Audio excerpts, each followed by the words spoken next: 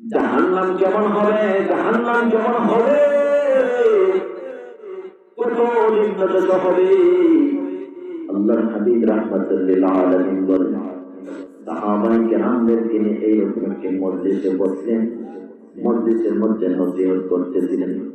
হঠাৎ করে সমস্ত সাহাবায়ে কেরাম সহ আল্লাহর হাবিব ওনাদের কানের মধ্যে এমন একটি আওয়াজ আসলো, এমন একটি বিকট শব্দ শোনা গেল, এমন একটি বিকট শব্দ শোনা গেল।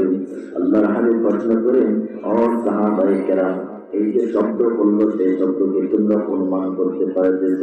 সমস্ত সাহাবায়ে কেরাম বলেন, ইয়া রাসূলুল্লাহ, নবী গো, শব্দটা শুনলাম, শব্দ শুনলাম। আল্লাহর হাবিব বলেন, তাহলে বলো শব্দটা কি হতে পারে? সমস্ত সাহাবায়ে কেরাম বলেন, ইয়া রাসূলুল্লাহ, ইয়া হাবিবাল্লাহ, নবী গো, এই শব্দ কিসের হয়তো আমরা জানি না, এই শব্দের আওয়াজ একমাত্র আল্লাহ এবং আল্লাহ রাসূল ভালো জানে। সুবহানাল্লাহ। এই শব্দটি একমাত্র আল্লাহ এবং ওনার রাসূল ভালো জানে, আমরা জানি না।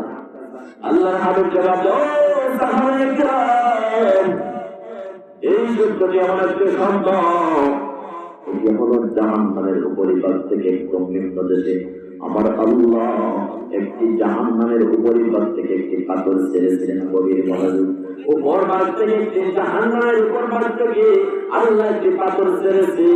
ওই পাথরটি একদম নিম্ন দেশে যাওয়া পর্যন্ত এত সময় লেগেছে, ৭০,০০০ বছর সময় লেগে গেছে। এই উপর থেকে একদম জাহান্নামের নিম্ন দেশে পাথরটি যাচ্ছে। বুঝছেন?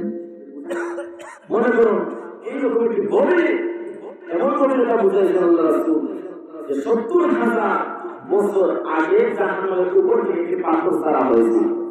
সেই পাথর একদম জাহান্নামের নিম্নবর্তী স্থানে যেতে যেতে দীর্ঘ ৭০,০০০ বছর লেগে গেছে। সুবহানাল্লাহ।